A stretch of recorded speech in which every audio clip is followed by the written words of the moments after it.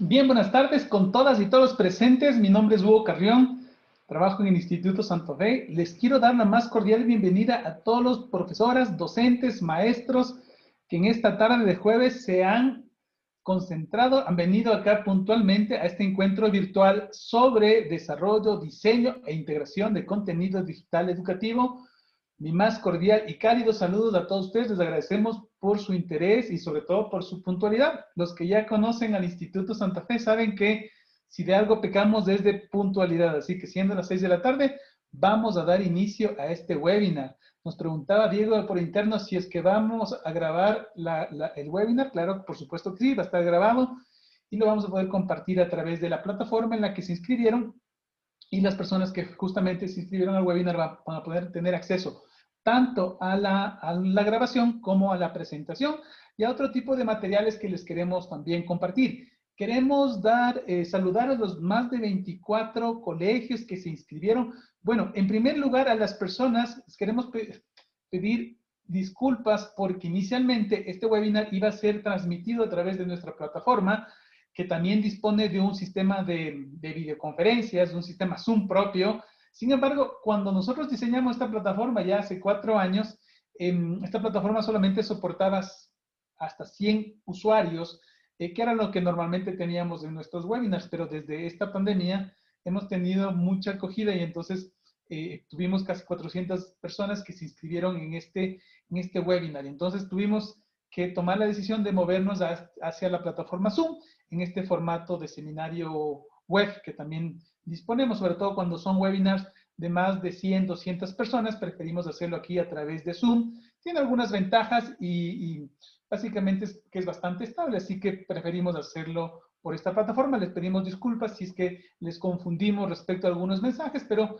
hemos insistido y les mandamos justamente, entiendo que los que pudieron venir acá es que les llegó a tiempo el enlace, el código de identificación y el código de acceso de la plataforma. Como les digo, casi 400 profesores han estado interesados. Ojalá que todos puedan o la mayoría pueda ingresar. De todos modos, comprendemos que después de dar clases, después de una jornada cansada, tal vez tener un seminario, un webinar, es también un sacrificio adicional. Así que por ese esfuerzo adicional les agradecemos. Queremos dar la bienvenida y saludamos a los profesores del Colegio Arrayanes, del Colegio Alemán de Quito, del Colegio Isaac Newton, del Colegio Rousseau, del Colegio Gonzaga, Martín Sereré, del Colegio Surcos, del Colegio Las Catalinas, en Dominic, del Spellman Femenino, Ecomundo, del Colegio San Gabriel, de varias universidades también nos acompañan, de la Universidad Central, la Universidad de Guayaquil, la Universidad Laica, el Faro de Manabí, entre otros, varios otros colegios, también del Colegio Einstein, del Colegio Delta, Tomás Moro, entre otros que nos acompañan. Bien, sin más, vamos a dar inicio a esta capacitación que hemos denominado Diseño e Integración de Contenido Digital Educativo. Así que les voy a compartir la pantalla para poder ya iniciar de una vez, así, directo. Bien, este formato de webinar, desafortunadamente, este sistema no permite así una interacción tan grande. Justamente es hecho, diseñado para seminarios en que tenemos muchas personas, así que les voy a pedir que a través del chat, sea a través del chat o a través de la opción de preguntas y respuestas, me vayan haciendo cualquier pregunta. También tienen la posibilidad ustedes de levantar la mano y con gusto les podemos dar la palabra. Si en el caso ustedes quieran participar en el intermedio, al final. Yo voy a hacer unas pausas más o menos cada 15, 20 minutos para revisar si existen algunas preguntas y poder responder. Normalmente algo que me gusta hacer es no dejar ninguna pregunta sin responder. Si está dentro del dominio de mis conocimientos, con mucho gusto. Si es que no, seguramente les podré recomendar algún sitio en donde ustedes puedan investigar y averiguar. Así que si Margarita Pérez también nos pregunta si es que se va a compartir la grabación. Efectivamente, estamos grabando en la plataforma Zoom y esta va a ser compartida a través de la plataforma que se inscribieron, junto con la presentación que también con mucho gusto les vamos a estar compartiendo. Bien, empezamos entonces, como les decía,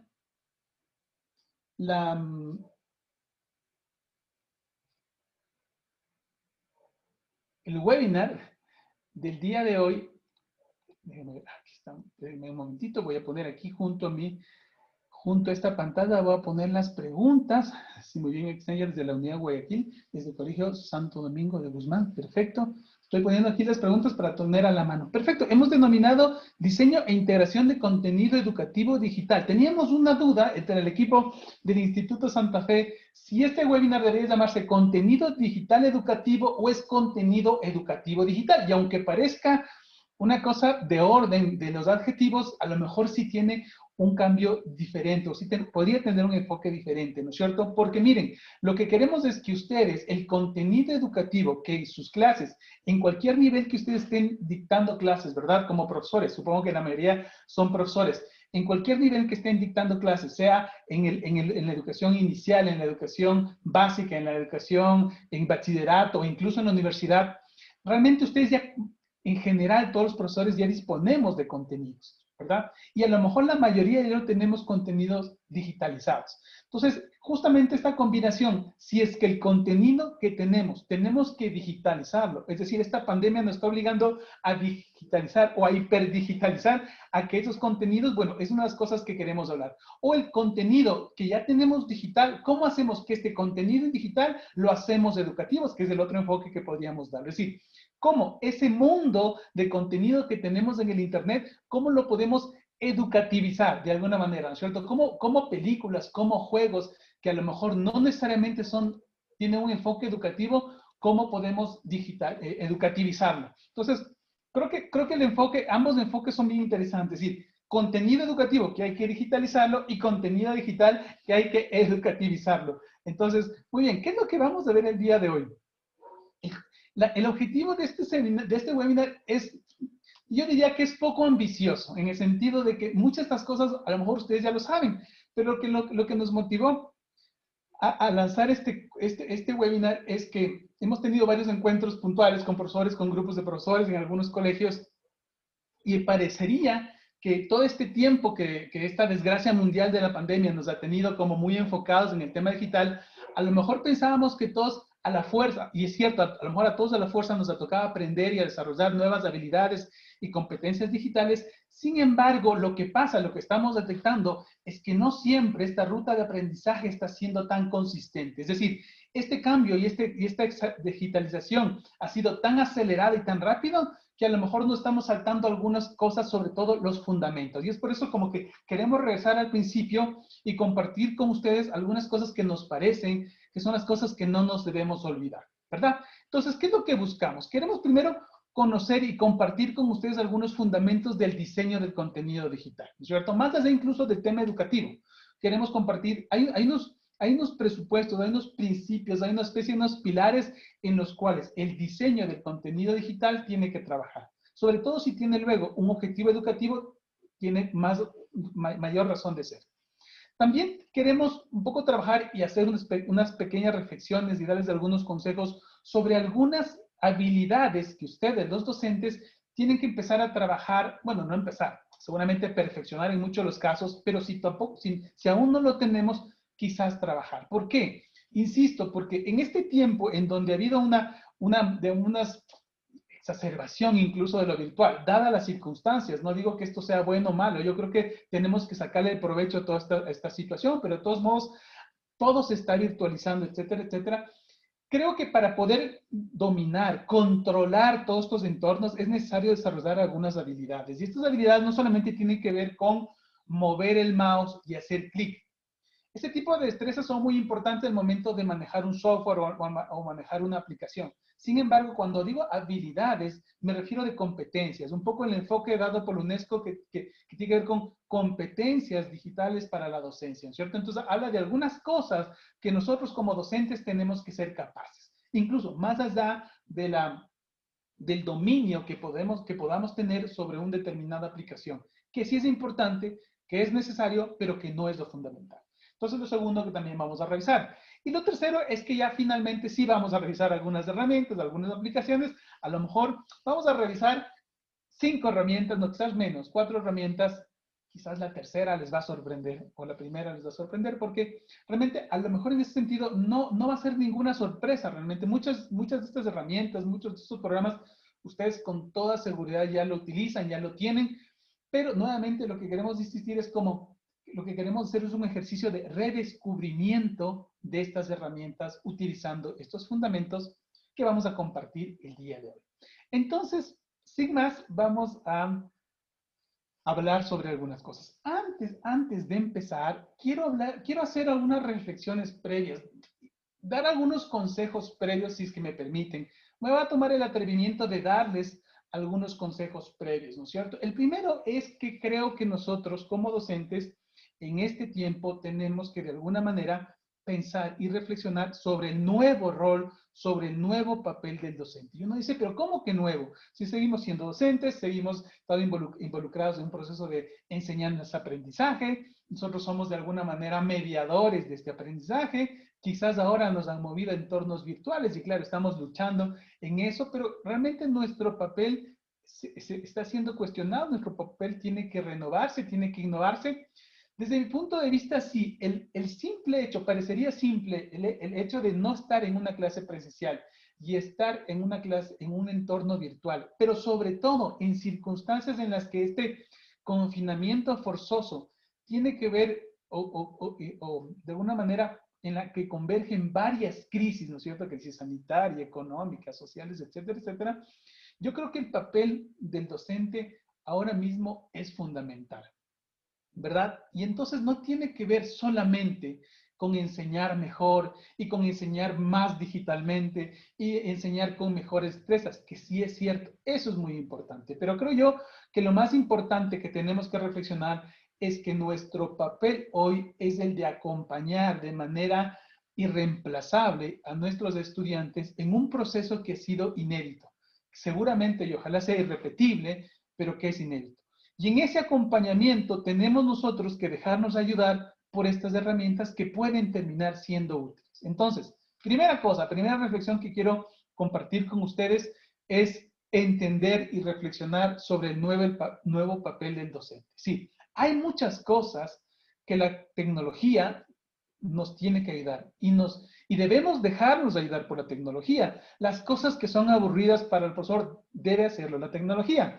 Entre otras cosas, por ejemplo, siempre he dicho que las evaluaciones, los exámenes son difíciles, o mejor más que difíciles, son complicados de estar corrigiendo, estar diseñando, etcétera, etcétera. Entonces, la evaluación, por ejemplo, de conocimientos, no tanto de destrezas o de actitudes, puede automatizarse con algunos desafíos. He conversado con algunos colegas, compañeros, docentes en estos meses y me han dicho, sí, hacemos exámenes, ponemos en línea, pero como los chicos están en sus clases y tienen su computadora, tienen su chat, tienen su teléfono celular, rápidamente se copian. O sea, el tema de cómo evitar la trampa en las evaluaciones virtuales es otro desafío. Sin embargo, sí hay formas de hacerlo. Creo que sí exige un poco también de creatividad, de innovación y algunos tips para el tema de las evaluaciones. Sin embargo, ese aspecto de la evaluación creo que puede trasladarse de manera muy grande o de manera de gran parte eso puede ser trasladado a la tecnología y puede de alguna manera nosotros nos podemos descargar de ese trabajo. Es decir, podemos ganar tiempo ahí, pero lo que no puede hacer la tecnología por nosotros es hacer ese seguimiento, ese acompañamiento personal respecto a la situación o al proceso que está siguiendo nuestros estudiantes de aprendizaje, ¿no es cierto? Y aquí quiero terminar con esta primera reflexión diciendo que quizás en estos momentos no deberíamos enfocarnos tanto en lograr el éxito respecto a la adquisición de conocimientos. Es decir, yo creo que hoy por hoy tenemos que centrarnos o comprometernos en que nuestros estudiantes realmente entiendan ciertos conceptos fundamentales y que estos conceptos fundamentales no estén desligados con la realidad en la que estamos viviendo ahora. Y esto es independiente de la materia en la que trabajemos. Si trabajamos con lenguas, si trabajamos en ciencias, si trabajamos en matemáticas, en cultura física, etcétera, etcétera, no importa. Es decir, yo creo que podríamos, mejor dicho, podríamos dejar un poco el ser tan exigente respecto a los logros, ¿no es cierto? A tener evaluaciones de logros respecto a que puedan tener un conocimiento, desarrollar una habilidad, tanto en cuanto puedan ellos adquirir algunas actitudes de aprendizaje que les permita a ellos ir adquiriendo este conocimiento y estas habilidades a través de otras herramientas, incluido el autoaprendizaje. Es por eso que he puesto como segundo consejo trabajar en el autoaprendizaje, en el enseñar a aprender, ¿no es cierto? Más que enseñar la materia mismo, porque en ese sentido, cuando nosotros queremos desarrollar contenido, una fuente inagotable de contenidos va a ser el Internet y Google va a ser una herramienta fabulosa, pero no podemos competir con toda esa información. Y de hecho nuestros estudiantes incluso pueden ser más rápidos que nosotros y pueden encontrar muchísima mejor información incluso que nosotros. Una de las cosas que vamos a hacer ahora es mostrarles algunos tips o darles algunos tips respecto a cómo encontrar buena información para desarrollar estos contenidos. Entonces es trabajar con los estudiantes para que aprendan a aprender o enseñarles a aprender, pero nosotros también, miren, realmente uno de los objetivos un poco implícitos que yo quiero, que tengo en este seminario, es dejarles a ustedes con muchas dudas, pero dejarles con inquietudes de tal manera que ustedes puedan, terminado este webinar a las 7:30, pues son de 2 horas académicas, ustedes puedan seguir investigando y dejarles con ganas de seguir aprendiendo. Y no necesariamente tienen que ir a un curso súper especializado, pues mucha de la información que a lo mejor ustedes van a estar con ganas de seguir aprendiendo, lo pueden hacer a través de cursos gratuitos, hay muchos foros, muchos grupos, etcétera, etcétera. Así que una de las cosas que me gustaría hacer es esto, dejarles con esas ganas. Otra de las cosas, otros consejos que quiero trabajar con ustedes es que en general, aunque a veces es difícil ponernos en este modo, sugerir ponernos en modo creativo. ¿No es cierto? Y modo creativo significa un modo de estar abierto. Eso es una actitud frente a la vida, frente a situaciones. Es decir, estar abierto a que muchas cosas sean diferentes. La creatividad es algo que se aprende, algo que se ejercita. Y la creatividad empieza con una palabra con una pregunta que puede ser un poco atrevida. Es, ¿qué pasaría si, por ejemplo? Entonces, ¿qué pasaría si significa, qué tal si nos atrevemos? ¿Qué tal si curioseamos? La creatividad no tiene límites, es una de las cosas maravillosas, ¿no es cierto? Podemos inventarnos y pensar cualquier cosa. Muchas veces nos limitamos porque cuando pensamos algo en cualquier cosa creativa, mucha gente dice que no, que es mala idea. Las malas ideas son la gasolina de la creatividad, ¿sí? Las malas ideas, las que parecerían malas ideas, son la gasolina de la creatividad, son el combustible. Entonces yo lo que quiero decirles es que estemos en modo creativo, y modo creativo significa atrevernos a pensar fuera de la caja, lo que normalmente se dice, ¿sí, cierto? Siempre estamos pensando en que debemos hacer ciertas cosas porque hay ciertos parámetros, porque hay ciertas reglas. No digo que hay que romper las reglas, pero en general sí hay que pensar por fuera de lo que normalmente hacemos. Así que otro consejo, tercer consejo, si me permiten este atrevimiento, es empezar a ser más creativos. Yo no dice, pero es que yo no soy creativo, yo no nací creativo, pero resulta que todos nacimos con un cerebro prácticamente en las mismas condiciones, ¿verdad?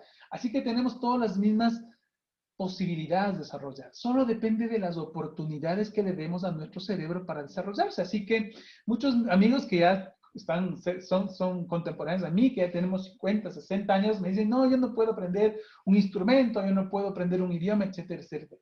Está comprobado científicamente que la plasticidad cerebral permite que a cualquier edad podamos aprender nuevas cosas, podamos crear nuevas cosas. Así que olvídense de eso que yo ya tengo más de 40 años, así que no soy creativo, nada que ver. Y que solo los niños de los jóvenes son creativos. ¿Saben por qué aparentemente son más creativos? Porque son más atrevidos.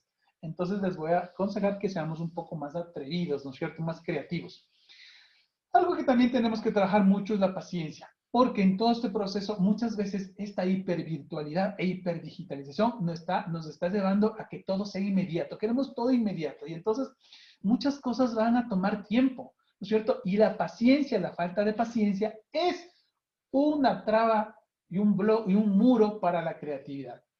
Cuando varios científicos se preguntaban si, por ejemplo, una persona de 50, 60, 70 años podía aprender piano, por ejemplo, podía estudiar o aprender un nuevo idioma, en general las personas pensaban que no lo podían hacer, pero no es porque no puedan, ¿no es cierto? Porque digan, no, es que ya no soy creativo, es que ya no soy inteligente, etcétera, etcétera, ya tengo menos neuronas. No, es porque somos impacientes. Un niño tiene más facilidad, entre comillas, para aprender un instrumento o un idioma No porque sea más inteligente, sino porque tiene más paciencia. Porque para estudiar un instrumento o un idioma, estamos no una semana, estamos 2 años, 3 años, 5 años.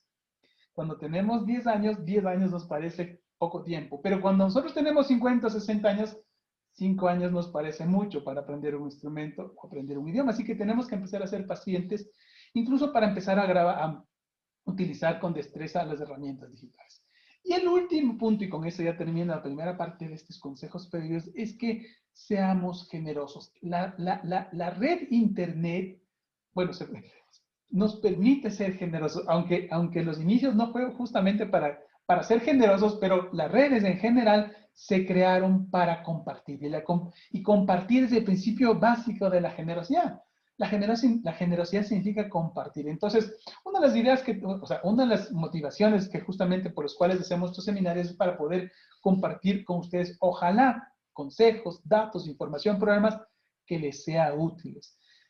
Empiecen a practicar el arte de la generosidad. Bueno, no empiecen, seguro todos son bastante generosos, pero empiecen a hacerlo de manera más consciente, es decir, proponerse ser generoso es una buena idea. Sobre todo, habiendo tanta información, no es tan fácil discriminar qué información es buena. Si alguien generosamente nos envía de toda esta información, de todas estas aplicaciones, esta es la que vale, nos ha ahorrado mucho tiempo. Y en este mundo tan, digamos, tan veloz, tan acelerado, una de las cosas que tenemos que valorar es el tiempo que vamos a emplear en esta búsqueda, en este desarrollo de información, de contenido, etcétera, etcétera. Entonces, el último consejo es ser particularmente generoso. Y bueno, con eso, ahora sí, avanzamos. Y otro de los presupuestos con el que quiero reflexionar es quizás cambiarnos un poco el paradigma.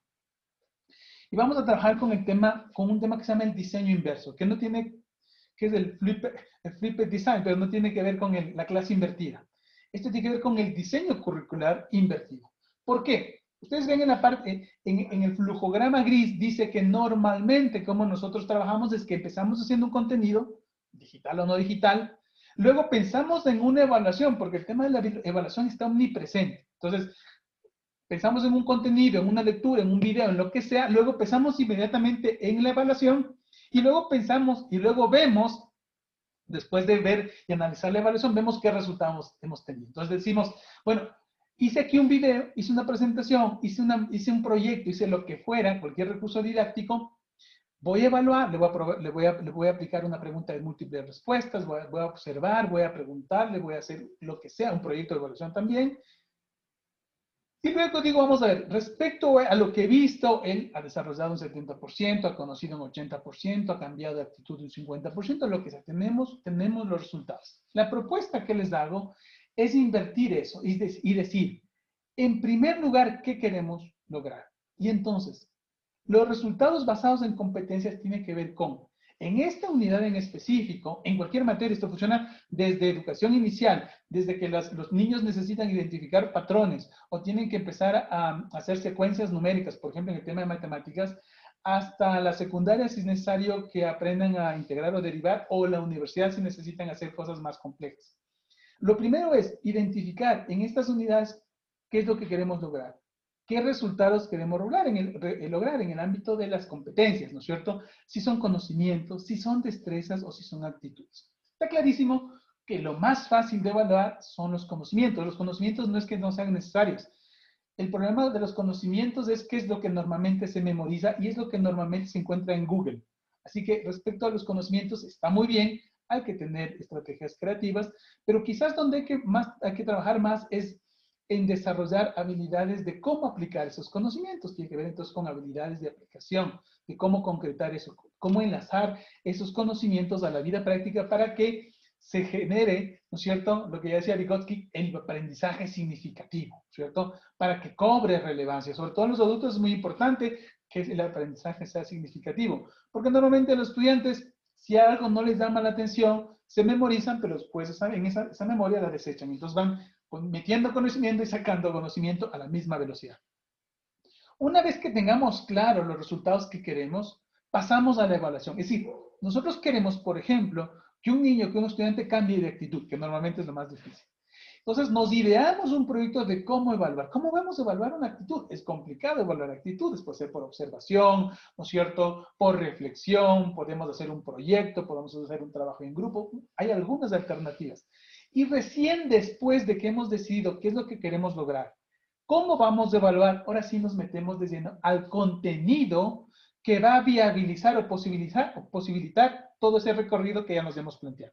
¿Sí ven? El concepto es al revés, porque normalmente lo que hemos hecho es que nos hemos acelerado, nos hemos a veces incluso, ¿cómo diríamos? Nos hemos presionado y nos hemos angustiado por tener material, por tener un PowerPoint, por tener un video, por tener una ficha para mandar a nuestros estudiantes porque es el contenido que tienen que realizar.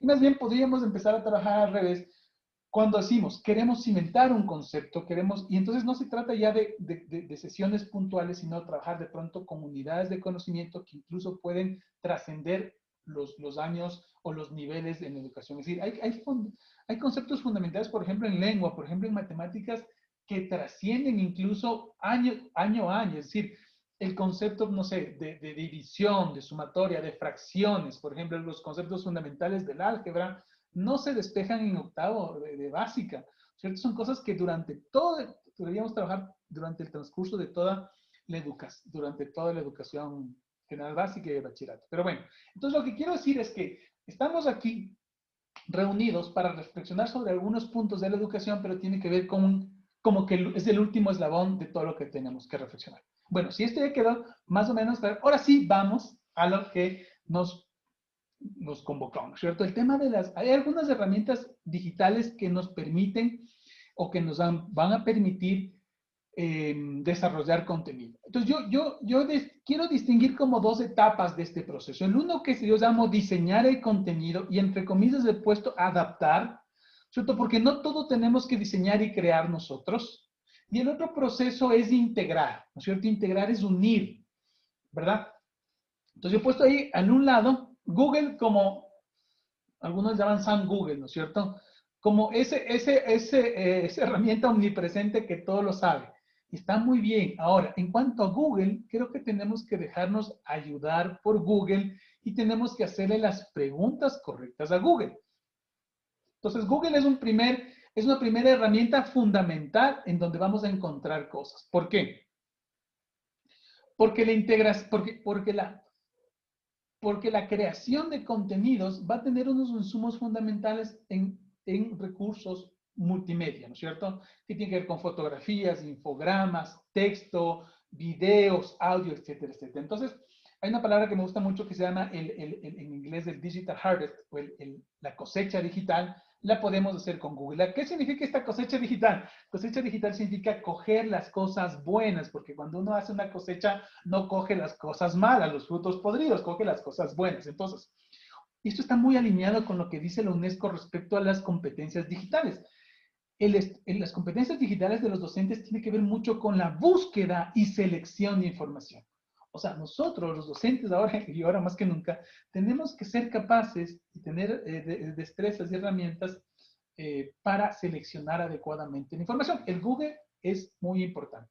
Respecto al Google, solamente para no pasarme del tema Google, les voy a mostrar aquí, les voy a abrir Google, ¿no es cierto? Bueno, aquí ahí están viendo ustedes mi pantalla de Google. Por cierto, miren, en este fondo de pantalla es Google, son los servidores de Google que tienen el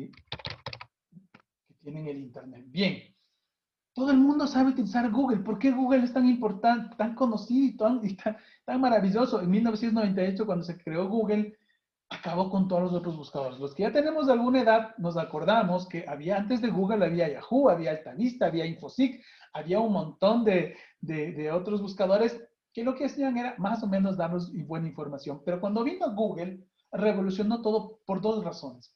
Primero, porque es muy sencillo, ¿no es cierto? Es una pantalla blanca con su logotipo y con una barra diciéndonos qué quiere buscar.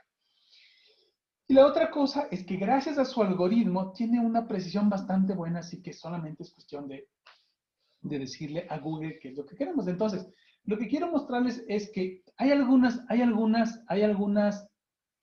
consejos que podemos tener cuando estamos buscando en Google. Entonces, miren, supongamos que nosotros queremos ahora hacer digamos, tenemos que desarrollar un contenido sobre sinónimos y antónimos, supongamos, ¿no es cierto?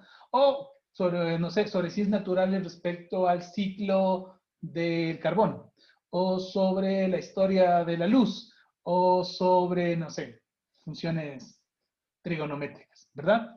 Entonces, si nosotros queremos buscar información sobre esto, lo que normalmente es buscar, ponemos lo que buscamos. Entonces, por ejemplo, ponemos sinónimos y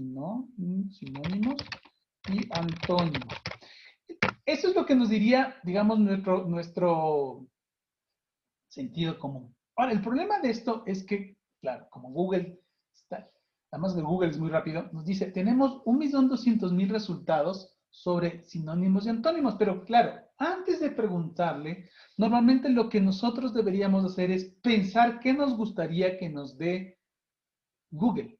Entonces, nosotros como docentes, nuevamente, volvemos al proceso de planificación previo y decimos, ¿qué queremos? O sea, queremos un video, queremos una PowerPoint, queremos un hoja Excel, queremos una prueba, queremos material didáctico. Entonces, normalmente, el primer consejo que les voy a decir es que nosotros, si queremos algo en Google, tenemos que decirle eso, como a un niño chiquito, ¿no es cierto? Decirle, queremos esto. Entonces, decirle sinónimos y antónimos es muy genérico. Entonces, si quisiéramos hablar sobre material didáctico o explicación, por más de explicación de sinónimos y antónimos, estoy seguro que ya no va a salir 1.200.000 recursos, sino miren, ya se bajó. Ahora estamos en 170.000 recursos. Entonces, la explicación de sinónimos y antónimos ya no es de 1.200.000, sino de 171.000. Pero tampoco es que mejora muchas cosas. Una de las cosas que también es fabulosa es cuando nosotros le decimos a Google que queremos un tipo de material. Supongamos que nosotros queremos referenciar, decir, me gustaría un PowerPoint, ¿cierto? Un PowerPoint donde esté este tipo de cosas. Hay que decirle a Google que es un PowerPoint. Una falta que normalmente tenemos es que decimos explicación de sinónimos y antónimos en PowerPoint. El problema de decirle que queremos un PowerPoint es que a lo mejor en vez de reducirse la búsqueda, se aumenta la búsqueda y dice, ya estábamos en 170.000 y ahora están en 269.000.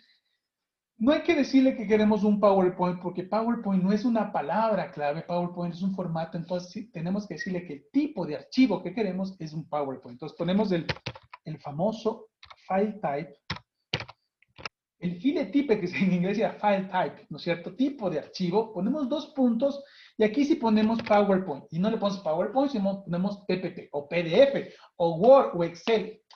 Hay más de 27 formatos de archivos que aceptan. Si es que estamos en un nivel superior, por ejemplo, en universidad estamos buscando formatos, por ejemplo, como de AutoCAD, porque estamos enseñando algo de arquitectura, también acepta ese tipo de formatos.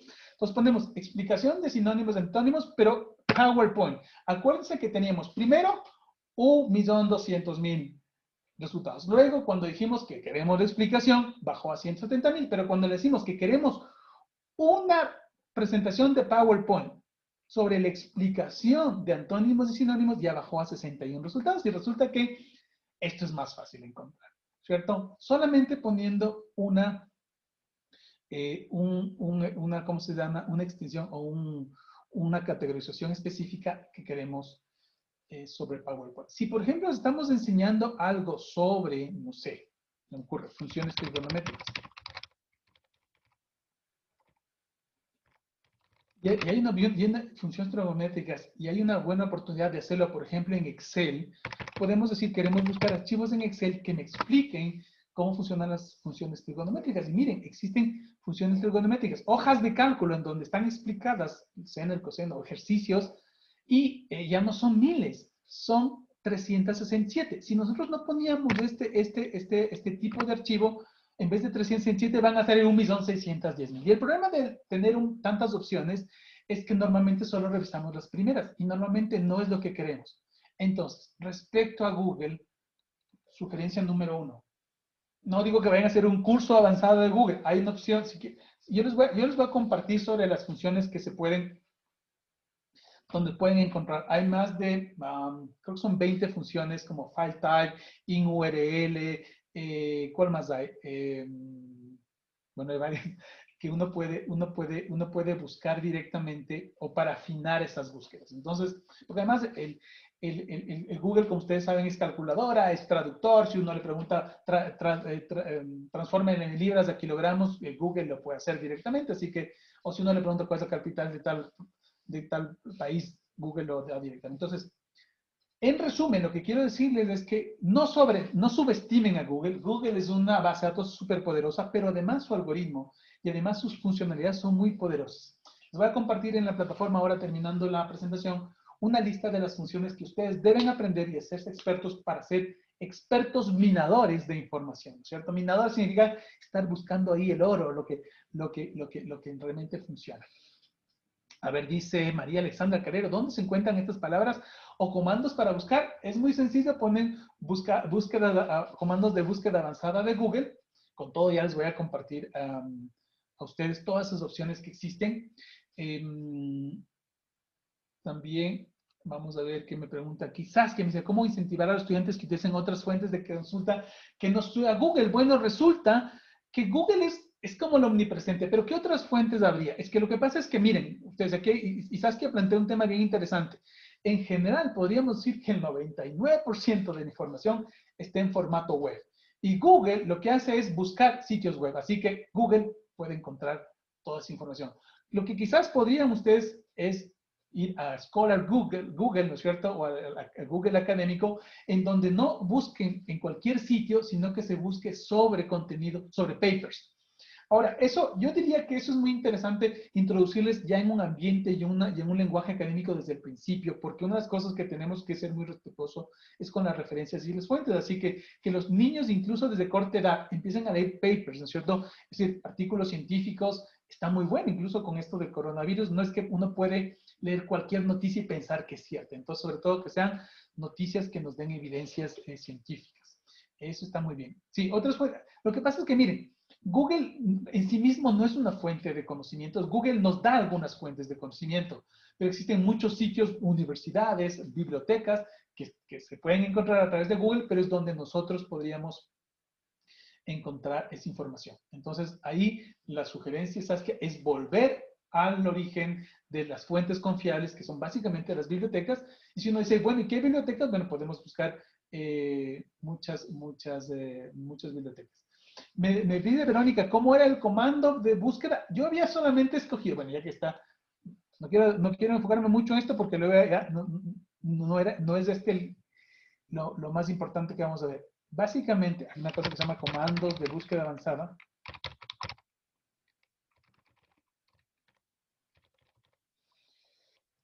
Comandos de búsqueda en Google y les van a salir aquí todos los comandos, por ejemplo, bueno, aquí hay unos comandos principales, comandos de búsqueda, vamos a ver si son estas. Puede ser esta, no lo sé. Palabras clave, aquí está muy bien, vamos a ver algunas. Dice, comandos de búsqueda, por ejemplo, concordancia de búsqueda, diseño, bueno, aquí hay algunas ideas. Si queremos poner más, menos, inclusión de palabras, esto está muy bien. Bueno, a veces los buscadores booleanos no utilizamos muchos. Esto sí está bien, por títulos. Por ejemplo, aquí está. Un comando, él es entitled. Cuando es entitled significa que buscamos una palabra no en toda la página, sino solo en el título de la palabra. No es tan buscado, pero luego podemos tener all in text, es buscar en todo el texto. Hay uno que se llama all in anchor. También hay lo que se llama el all in URL, es decir, que nosotros buscamos una palabra en el URL. El URL es el dominio, es el nombre de la dirección. Entonces, por ejemplo, estamos buscando algo que tenga que ver sobre Ecuador, pero que Ecuador no sea una palabra en todo el texto, sino solamente en el dominio. O sea, que diga Ecuador, ecuatoriano, Ecuador, no sé cuánto. Entonces, todo eso podemos buscar. Identificación, bueno, de páginas seguras, etcétera, etcétera, versiones antiguas. Bueno, aquí pueden buscar estas. La que yo había específicamente utilizado, me gusta mucho, es la de file type. File type es el tipo de archivo, ¿cierto? Entonces, por ejemplo, si nosotros queremos buscar una evaluación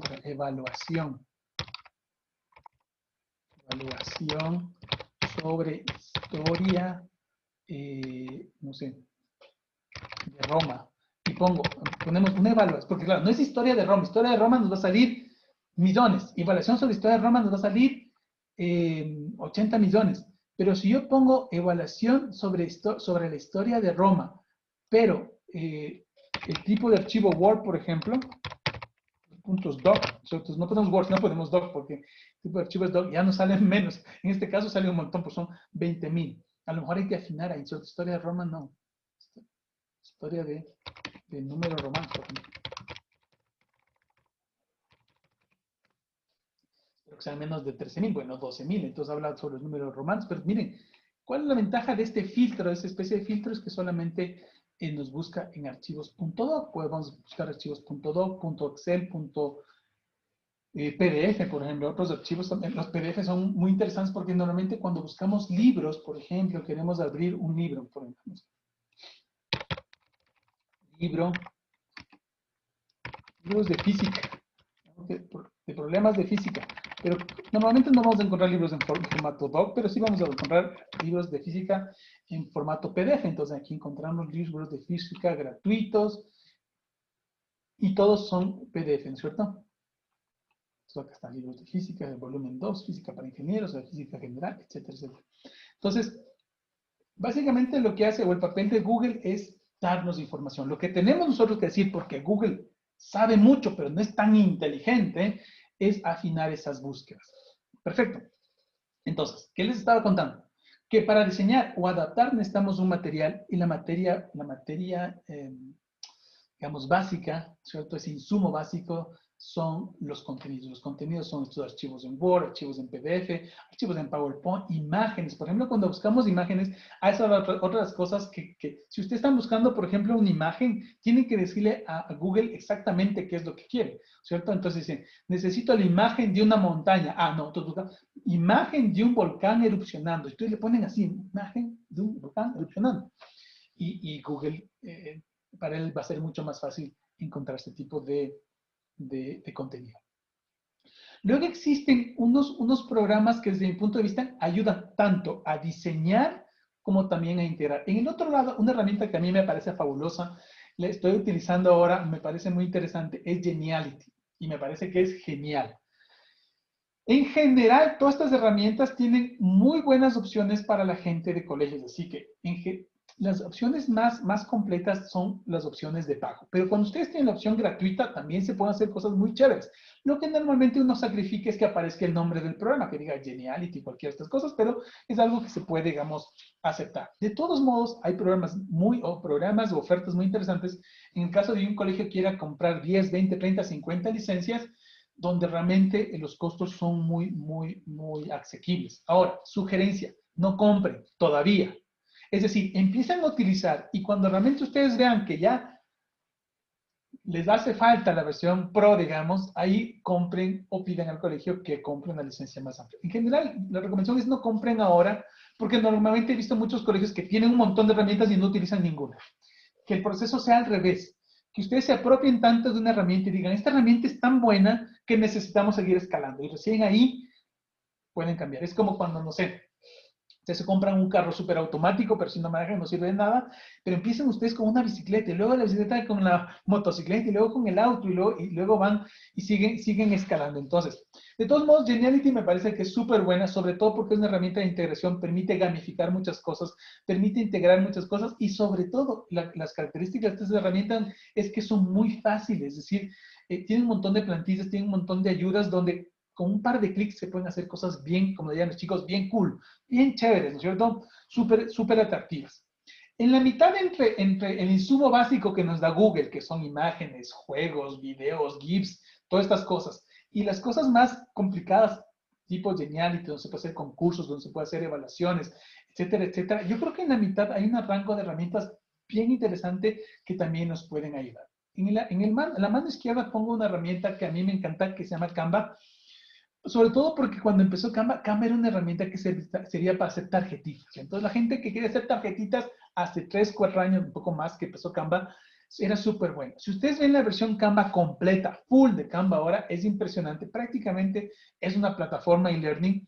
Hay una buena noticia, si ustedes trabajan en un colegio, sobre todo tienen forma de demostrar que son profesores, Canva Professional es gratuito. Vayan a la opción que se llama canva.com/ Education, creo que se llama, y apliquen gratuitos para tener acceso total. ¿No es cierto? Entonces ustedes tienen, realmente es muy fácil y muy entretenido utilizar Canva. Y lo interesante de Canva, déjenme ver si les puedo mostrar aquí la versión Canva. Bueno, les voy a mostrar luego porque al final quería hacer una revisión más detenida de eso, pero les voy a mostrar, nosotros tenemos la versión educativa y la verdad está muy buena, sobre todo porque la versión educativa justamente tiene un montón de plantillas educativas, infografías, tableros, resúmenes, mapas conceptuales, etcétera, etcétera, ¿cierto? Entonces, está muy bueno. Luego existe una herramienta de pago que es de Adobe, que es Adobe Spark. Adobe Spark es como la competencia de Canva.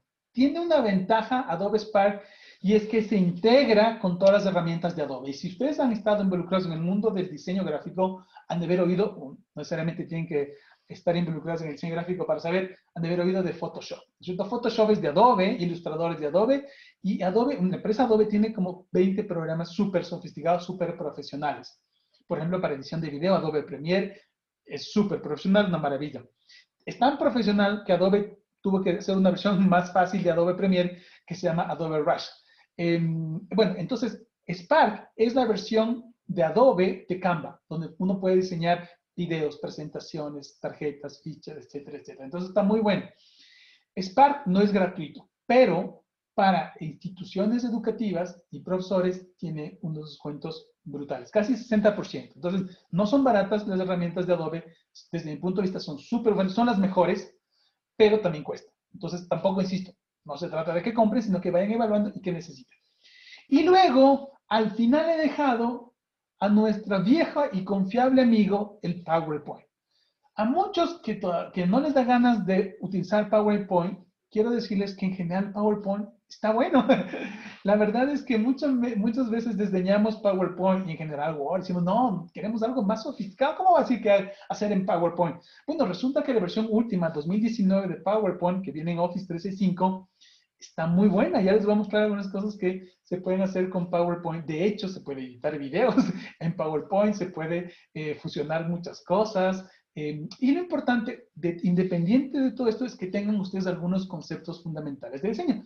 Así que a continuación, con esto dicho, quiero mostrarles algunas cosas. Pero antes, todavía algunos consejos antes, cuando ustedes ya vayan bueno, no vayan, yo sé que ustedes ya están trabajando fuertemente adaptando y creando contenido educativo digital.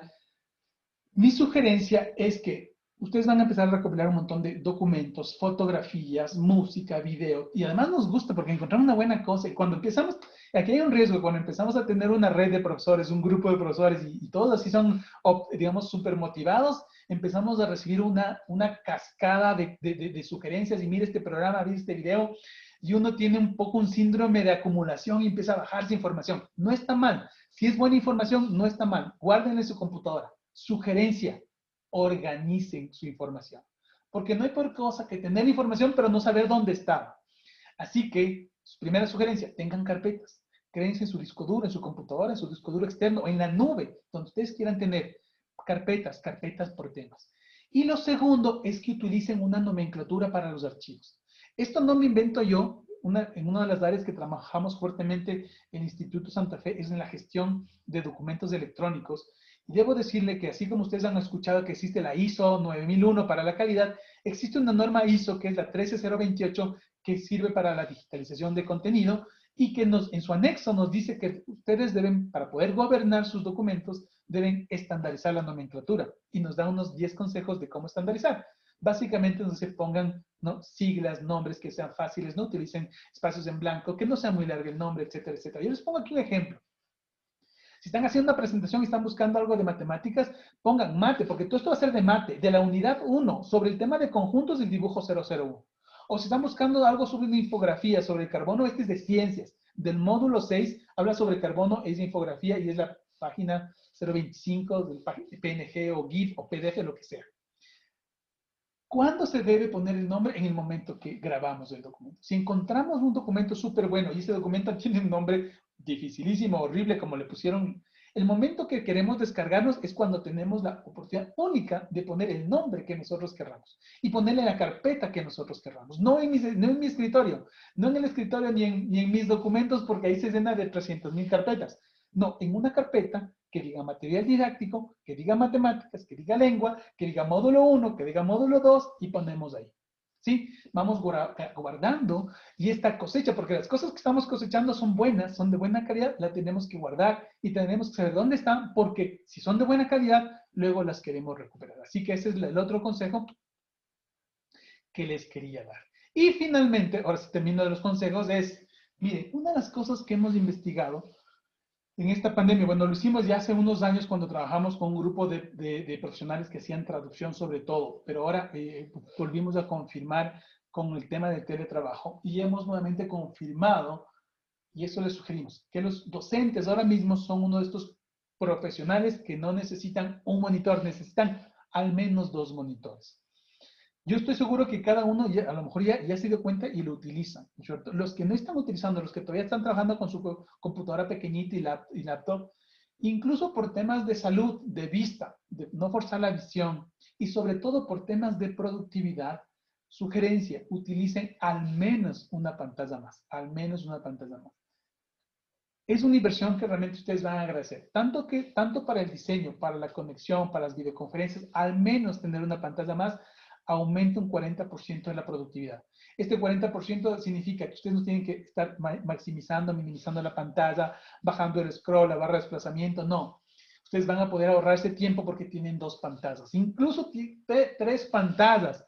A mí me encanta incluso cuando la pantalla no está horizontal, sino está vertical, porque normalmente cuando nos mandan los deberes en Word, etcétera, etcétera, las hojas no son horizontales, apaisadas, sino están de manera vertical. Entonces, incluso si le pueden poner de manera vertical las pantallas, puede ser hasta mucho más fácil. Ustedes pueden configurar la forma en la que estén la pantalla de cualquier forma. ¿Cuánto cuesta? No deben invertir mucho. Un buen monitor de 20 pulgadas puede costar 90, $100, ¿verdad? No tienen que ser nuevos, así que si de pronto hay alguna oficina, algún familiar, alguien que no quiere deshacerse una pantalla, usted preste para acá esa pantalla que ustedes van a servir. E incluso, miren lo que algunos colegas docentes me han dicho, miren, en mi casa ya no vemos televisión. No, porque cada uno consume el contenido, Netflix, YouTube, lo que quieran ver, normalmente en los celulares o en las tablets. Así que a veces la pantalla plana de 40, de 50 pulgadas que está ahí en la sala está botada y no se está utilizando. Sugerencia es utilícenla ustedes para su trabajo. Bueno, si es de 70 pulgadas quizás es muy grande, pero pantallas, televisiones de 32 pulgadas, 40 pulgadas funcionan perfecto. Yo por eso he puesto ahí la captura de la parte de atrás de una televisión, porque en general todas las televisiones tienen salidas HDMI, salidas VGA. Cómprense, si no tienen, cómprense un cable VGA y se conectan a su laptop. Si su laptop solo tiene HDMI, mejor todavía, porque la mayoría de televisiones tiene HDMI. Se van ahí a un centro comercial, a Paco, Kivia, donde quieran, Supermaxi, un supermercado, y compran un cable de 1 metro HDMI que les vale $3 y ya tienen su computadora con 2 pantallas. Esto les va a ahorrar muchísimo tiempo y va a aumentar mucho la productividad. En el tema de videoconferencias, de generación de material, va a ser muy importante. Bien, ahora sí se acabó la etapa de la parte de comerciales y la parte de anuncios, pero eran muy importantes. Porque lo que les voy a decir, como les digo, son algunas cosas que ustedes ya sabían, pero quería refrescar el conocimiento, ¿cierto? Uy. Entonces vamos a hablar sobre algunos fundamentos de diseño, ¿verdad? Y cuando digo diseño me refiero específicamente de diseño gráfico, no es diseño industrial, no es diseño arquitectónico, no es nada, es diseño gráfico, es decir, cómo nosotros podemos coger las formas gráficas y hacerlas más atractivas y que comuniquen mejor. Entonces, punto número 1 sobre algunas cosas que tenemos que saber, que en el mundo gráfico existen muchas formas, existen los puntos, las líneas, los planos, y podemos trabajar con estas formas. Podemos utilizar graduaciones, o sea, que sea degradado, que sean radiales, hay figuras geométricas, figuras menos geométricas, volumétricas. Podemos generar una cosa que es muy importante en el diseño gráfico, es generar el ritmo. Y el ritmo es que uno puede entender esos patrones que se van generando dentro de las figuras, ¿sí? Este concepto es muy importante porque cuando nosotros queremos enseñar algo a través de una gráfica, podemos utilizar justamente este concepto de, primero, de las formas, ¿sí? Dentro de las formas, nosotros podemos, solamente con una forma ya podemos dar, ¿cómo se llama? Transmitir conceptos, ¿verdad? Una de las formas, una de las cosas, de los esquemas más interesantes para mostrar cosas es en los diagramas de Venn. La gente de matemáticas sabe esto, pero igual todos estuvimos en primer grado, segundo grado, y siempre nos explicaron los diagramas de Venn. Y los diagramas de Venn son, déjame ver esto, voy para los que no sabían. Voy a dejar de compartir, voy a poner aquí en voy a compartir ¿cómo se llama? Mi pizarra. Esta pizarra que le estoy compartiendo no es electrónica. Aquí ven mi mano, que está mi borrador, ¿cierto? Los famosos diagramas de Venn son estos circulitos, son dos formas, ¿verdad? Pero estas dos formas ya me dicen que se intersecan, ¿cierto? Entonces, significa que comparten cosas. Y otro círculo y otra forma con uno adentro significa que está contenido.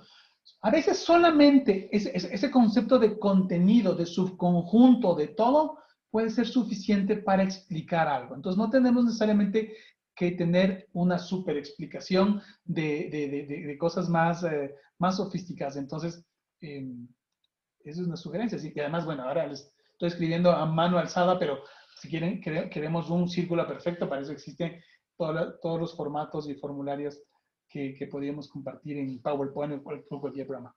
Otra de las cosas que tenemos que es importante con las formas es que el orden en la que están distribuidas las formas es clave, porque existe una cosa que se llama el peso de una imagen, está definido por la distribución de esas formas. Por ejemplo, pueden ser formas estáticas, si queremos representar orden, pueden ser más dinámicas, más caóticas, de forma simétrica, asimétrica, agrupadas, etcétera, etcétera.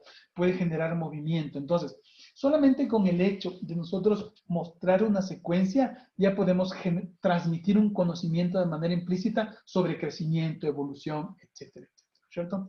Esto es muy importante, el tema de la escala, el tamaño.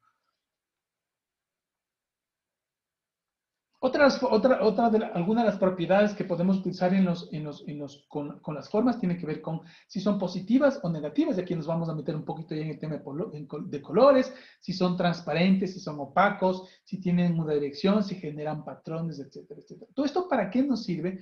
Porque combinado con otro aspecto, que por ejemplo, que es la distribución de las formas, tenemos que buscar en general, pensemos en un video, pensemos en una diapositiva, pensemos en una presentación cualquiera, en general la sugerencia es que se aprende mejor si las cosas están ordenadas, si tienen una lógica y existe equilibrio, ¿cierto? Entonces, esos dibujitos que están ahí son cuadrados que pueden ser imágenes, texto, que puede ser cualquier cosa, y entonces una de las sugerencias fundamentales es que el conocimiento estructurado se transmite mejor si el contenido está estructurado. A menos que queramos mostrar algo que sea caótico, y entonces una figura caótica nos va a servir. Pero en general, por eso, ustedes se acuerdan, yo me acuerdo hace mucho tiempo cuando estudiaba en la primaria, que nosotros cuando nos hacían un dictado, cuando escribíamos en general, teníamos que escribir un margen, por ejemplo. Entonces, tener un margen es muy importante. O sea, no se empieza a escribir de cualquier forma. Tener un margen a la izquierda. Me acuerdo que en mi época no habían cuadernos marginados. Entonces, el primer día de clase nos mandaban a coger cuadernos de una línea, o cuadernos de 4 líneas, y poner margen de 2 centímetros, me acuerdo, 2 centímetros. Eso era una bobada. Y uno decía, qué maravilla que ahora se inventaron los cuadernos con márgenes. Sí, pero ¿saben que el tema de medir los 2 centímetros, de poner la regla, alinear y poner el margen, era un ejercicio muy interesante que a los 6, 7, 8 años es clave justamente para tener un tema de pensamiento más estructurado, proporcionalidad, pensamiento visual, etcétera, etcétera. Entonces, algunas cosas que nos parecían así como muy aburridas de antaño son útiles, han sido útiles. Entonces, volviendo a lo que estábamos hablando, en general, para transmitir conocimiento estructurado, ordenado, es mejor tener también contenido estructurado y equilibrado en ese aspecto. Primera cosa, entonces, las formas. ¿Y ahora por qué les hablo de las formas? Porque cuando estamos utilizando, por ejemplo, en Word o PowerPoint, que son quizás los programas que más utilizamos, hay una opción de utilizar formas y figuras muy interesante que luego les voy a compartir también. Segunda cosa que es clave es el uso del color. Entonces, el uso del color es bien interesante. Hay una cosa que incluso se llama la psicología del color, en la que cada color transmite diferente cosa, ¿sí? Entonces, aquí en la parte derecha les he compartido a ustedes lo que se llama el círculo, ¿no es cierto?, de los colores. Están los colores primarios, que todo el mundo ya sabe, amarillo, azul y rojo. La combinación de estos colores dan los colores secundarios, ¿no es cierto? Existen los colores que hacen contrastes y los colores que están más próximos. En general, aunque esto es de sentido común, pero tiene que ver incluso cuando nosotros vamos en la mañana, queremos vestirnos de alguna manera, combinamos los colores. Y combinamos los colores dependiendo del fin, ¿no es cierto? Si vamos a algo serio, no utilizamos colores llamativos, vamos colores más bien que transmitan seriedad. Pero si vamos a una fiesta, sí queremos colores más llamativos y normalmente colores que hagan contraste. Por eso normalmente los colores que hacen contraste son los que están opuestos en este círculo cromático. Entonces el amarillo con el violeta o el amarillo con el azul son muy buenos contrastes y es por eso que muchos colegios, universidades utilizan estos contrastes. El amarillo con el rojo es un contraste fabuloso y por eso es que un montón de partidos políticos, equipos de fútbol tienen estos contrastes. Hay banderas, ciudades que tienen estos contrastes. El amarillo y el verde no hacen contraste, pero en cambio, pero tampoco se repelen en ese sentido porque son próximos, ¿no es cierto? Entonces puede ser una buena combinación el amarillo con el verde, también para algunas cosas, ¿sí? Entonces el color, miren como dice aquí, es una herramienta fundamental. Si nosotros, está comprobado, les mandábamos otra vez en un mailing, que está comprobado que se puede aprender hasta un 47% más si se utiliza colores, porque la atención a través de los colores se capta mejor, la atención y el aprendizaje es clave. Mire, si queremos que nuestros estudiantes aprendan, lo primero que tenemos es que captar la atención, ¿sí? ¿Cierto? Entonces tenemos que motivarles primero para que captemos la atención y en función de cuánto podemos captar su atención, ellos pueden aprender. No hay aprendizaje si no hay atención. Si uno no presta atención, no aprende, así de sencillo. Entonces, ¿por qué estamos hablando de esto? Es que, ¿cómo podemos implementar algunas estrategias para mejorar nuestro contenido, para lograr una mejor motivación, para que nuestros estudiantes capten, o mejor dicho, tengan mayor atención, presten mayor atención, les llamen la atención y se pueda dar la magia del aprendizaje? No va a ser una cosa inmediata, no va a ser una cosa que se dé por generación espontánea, tiene que ser pensado, trabajado, ¿no es cierto? Además, cada uno de estos colores evoca un significado. Entonces, está claro que, por ejemplo, el amarillo tiene que ver con luz, con energía, es la luz del sol. El naranja es un color muy interesante, es el color de la creatividad. El rojo es fuerza, es pasión, es violencia también. El rojo, el azul es seriedad, es nobleza, el verde es esperanza, etcétera, etcétera. Entonces, hay casi una interpretación ya aceptada respecto a lo que transmite. Muchos pueden decir, no, a mí el rojo no me transmite violencia, me transmite tranquilidad. Bueno, puede ser, ¿cierto? Pero en general, cuando alguien ve un rojo, por ejemplo, fuerte, es pasión, fuerza, como les digo, incluso violencia. Las buenas relaciones entre los colores es que determinan que la gente compre un producto, o en el caso nuestro, que nuestros estudiantes compren el aprendizaje, ¿no es cierto?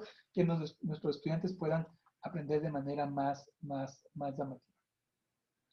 Ahora, si tenemos ya las formas y tenemos colores, ¿qué podemos hacer? Podemos hacer combinaciones, ¿sí?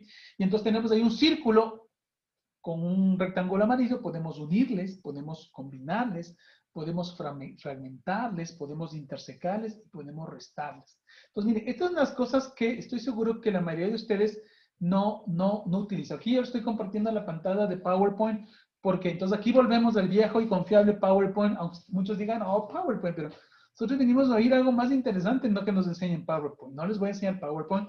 Lo que quiero es demostrarles que no sabemos utilizar PowerPoint, que solo sabemos utilizar un 10%. Entonces, por ejemplo, cuando yo estoy utilizando esto, aquí está el tema de las formas, ¿no es cierto?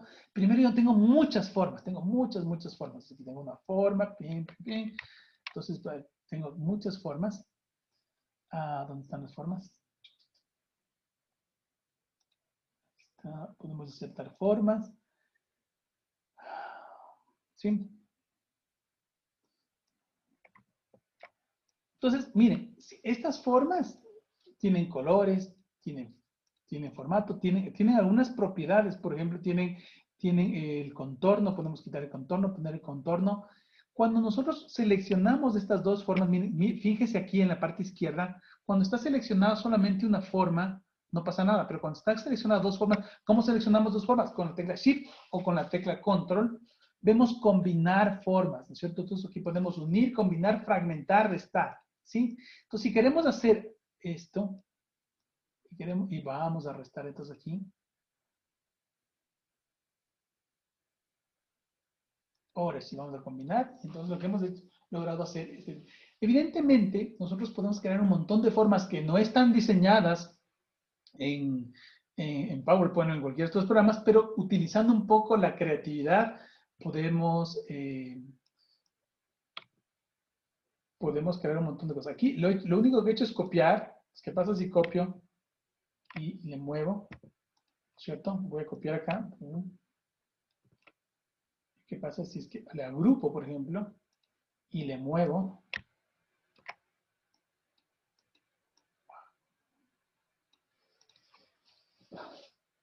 Solo he utilizado dos figuras, una propiedad de las figuras que es combinar y ¿cómo se llama? Y combinar. Solo es formas. Como les digo, modo creatividad. Si queremos hacer, nosotros queremos mostrar que, por ejemplo, queremos trabajar un valor de la solidaridad, que queremos tener un dibujito. Yo sé que dibujar aquí es difícil, pero con las formas es bastante interesante porque podemos trabajar con formas iconográficas, ¿sí? Con iconos, con cosas bastante simples. Pues vamos acá a poner, por ejemplo, vamos a insertar otra forma. Por ejemplo, si queremos poner aquí una persona, si queremos no solamente que sea una persona, sino que sea, por ejemplo, una niña, vamos a poner aquí una niña. ¿Cómo se hace una niña aquí? Con un vestidito. Me faltan las piernas, ¿verdad? Entonces ponemos aquí. Ya, si tenemos esto, ¿qué es lo primero que vamos a hacer es cuando quitarle el borde? Y luego lo que vamos a hacer, aquí es muy fácil, es unir. Ya tenemos esta niña que está con los brazos muy abiertos, pero bueno, no importa, pero ya sabemos que es una niña. Le podemos cambiar de color, vamos a poner un color verde esperanza. Y vamos a poner aquí, le reducimos de tamaño, vemos bien. Esta niña que está con la esperanza de que se ha unido este grupo de niñas son las niñas que estaban aquí antes, en este colegio. Entonces, miren, lo que quería es hacerse amiga de estas niñas, ¿sí? Pero estas niñas no le hacían caso a esta otra niña. Entonces, lo que ustedes, así rápido, súper rápido, pueden crear figuras, pero miren aquí, más que figuras, hay que crear una historia, ¿verdad? Entonces, alguien me decía, pero busco Google, pongo dibujo de una niña y encuentro mejores niñas. Seguro, seguro que sí, pero no es lo mismo. Porque lo importante aquí no es la forma de la niña, ¿no es cierto? Sino la historia que se cuenta atrás. Lo que quiero decir es que a lo mejor ustedes lo que pueden hacer es justo trabajar mucho con estas figuras y con estas formas. Y si muchos no sabían, bueno, ya se enteraron que se puede unir, fragmentar, intersecar, sino que nunca habíamos utilizado este botoncito de PowerPoint. Y eso también sirve en Word, es lo mismo, ¿no? Así que en eso no hay mucho lío. Tercer aspecto, habíamos visto las formas, los colores. Ahora vamos a hablar de un tema que es clave también, es el texto. Nos encanta el texto. Hay que dosificar el texto, pero el texto que nosotros compartimos también dice y evoca muchas cosas, porque hay lo que se llaman familias de letras. ¿Sí? ¿Qué razón tenemos? Si hay alguna pregunta, me avisan más, ¿no? Voy a leer aquí algunas preguntas, a ver si hay aquí.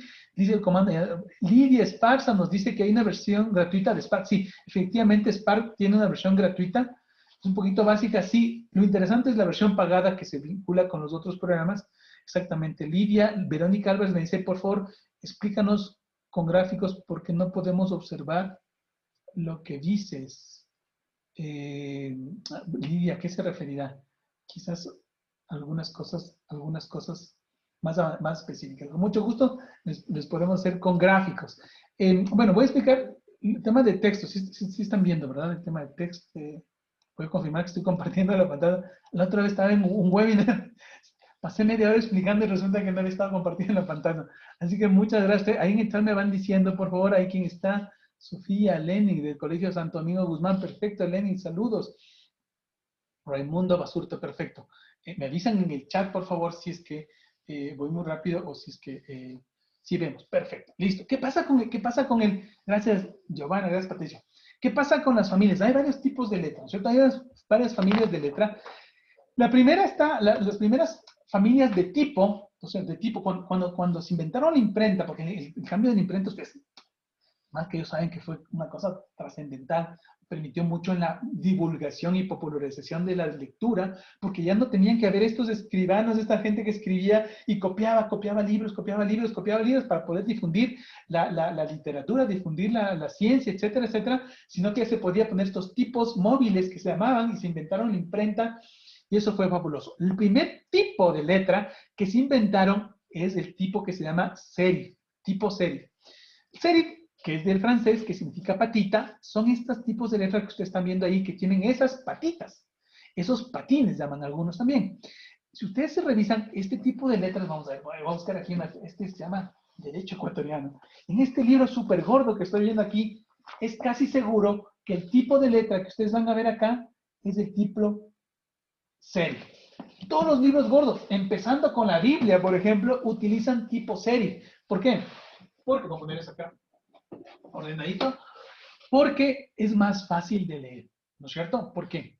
Básicamente, porque está comprobado, y eso es muy claro, que voy a mostrarles acá, voy a utilizar otra vez mi super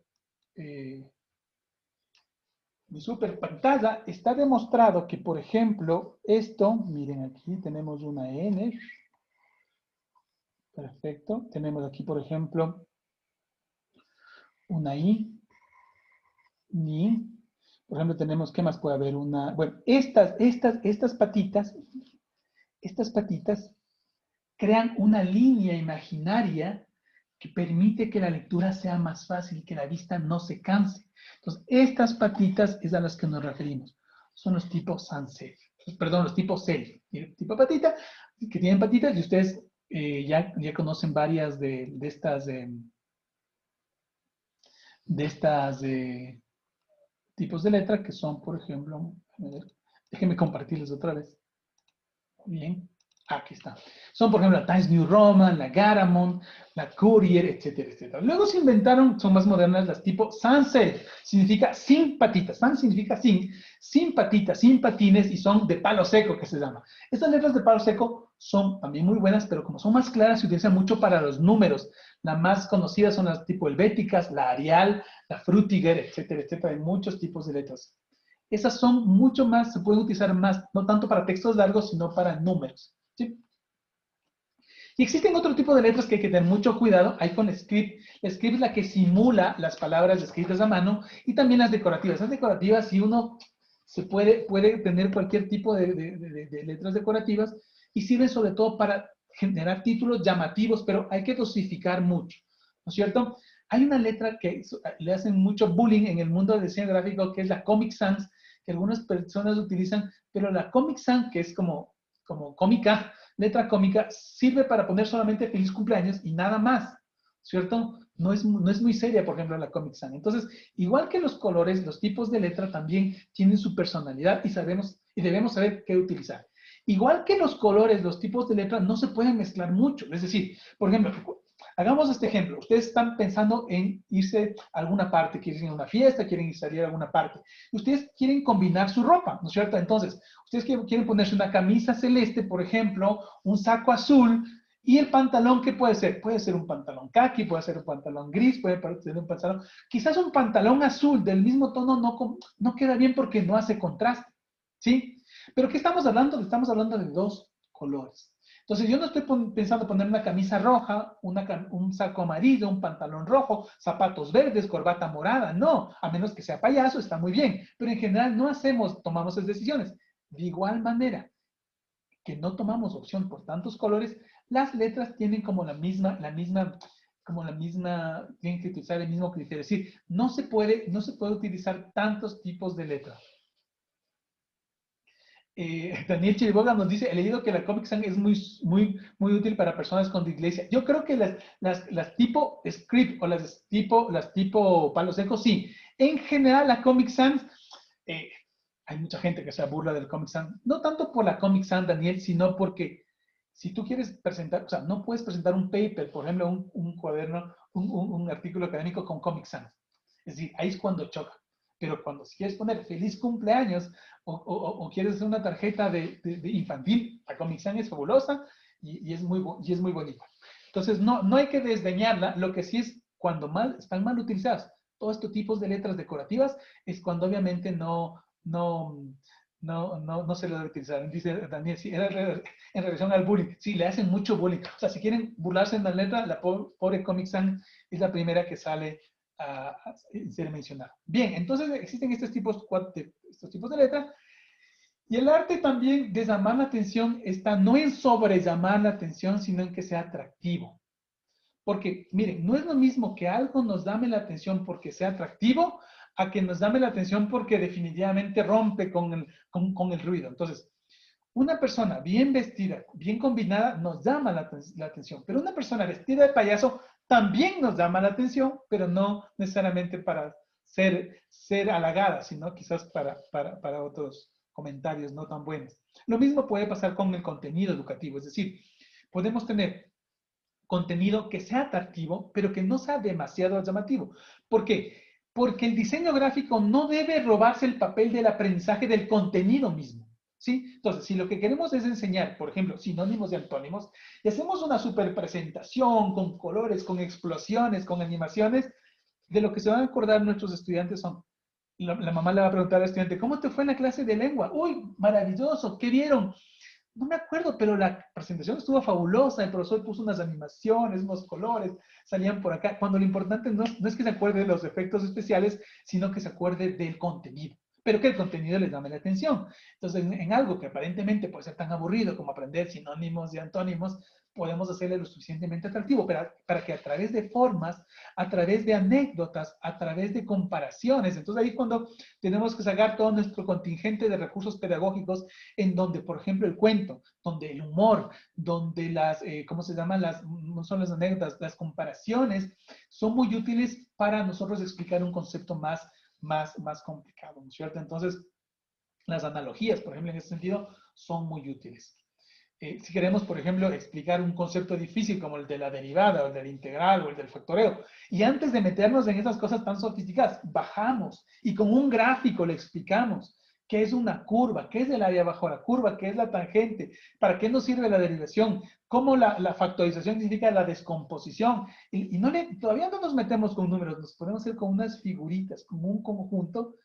Si está claro eso, créanme que es más importante invertir 15 minutos, 20 minutos o toda una clase entera en fundamentar estos conceptos antes que ir directamente a despejar un poco lo que llamamos la carpintería matemática, que también es necesaria y hay que ejercitarse, porque los estudiantes tienen que tener destreza en el cambio de signos, en el despeje de fórmulas, etcétera, etcétera. Pero insisto, podemos hacer uso de la parte gráfica, de los colores, etcétera, para engancharles, para allanar el camino a conceptos un poco más sofisticados. Continuemos. Entonces, cuando todos estos se casan, cuando la forma, el color y el texto se casan, pues tenemos que dar el mensaje adecuado. Entonces, en el lado izquierdo, si queremos mandarles una tarjeta, esto es muy sencillo, una bobada, pero quiero mostrarles. Les queremos mandar un mensaje a nuestros estudiantes de que tengan un fin de semana, un feliz feriado, etcétera, etcétera. Miren, en el caso de la izquierda no estamos utilizando contrastes. ¿Por qué? Porque podemos utilizar contrastes, pero en este caso estamos utilizando el naranja y el amarillo, no son colores que hagan contraste. Hace más bien son próximos y pueden ser más suaves. Entonces, el amarillo y el azul, de hecho alguien me decía, esto parece una playa, entonces evoca una playa, tranquilidad, más que tranquilidad, energía, etc. Puede ser bueno. Es el mensaje correcto que les queremos dar a nuestros estudiantes, que tengan un buen fin de semana tranquilo, que se diviertan. Pero si les ponemos el mensaje de al lado con un fondo negro, en vez de un círculo con una mancha que parece de sangre, y dice, feliz fin de semana, a menos que sea Halloween, funciona. Pero en ningún caso funciona. En ningún otro caso, el rojo en fondo negro es violento, es sangriento. Entonces, tenemos que dar el mensaje corriendo a propósito de estos mensajes. Maribel justo creo que nos hace algún comentario. Dice, la psicología del color sugiere utilizar colores para captar la atención de los estudiantes. Así es, sobre todo con los que queremos que recuerden. y dan la posibilidad de utilizar el rojo. El rojo es un color, a mí me encanta el rojo, pero un rojo es un color que debemos trabajar con mucho cuidado. Y eso también, las mujeres lo saben más que yo. Cuando a una mujer se viste de rojo o se pinta de rojo, hay muchos mensajes que pueden ir respecto al vestir. El rojo es muy, sí, transmite pasión, transmite amor. Entonces, es muy bueno, pero también es de difícil manejo, ¿no es cierto? No todo el mundo puede ponerse un vestido de rojo no todas las mujeres pueden pintarse de rojo. Depende de la ocasión, depende qué es lo que se quiera conseguir. No voy a decir más porque eso es materia de otro webinar.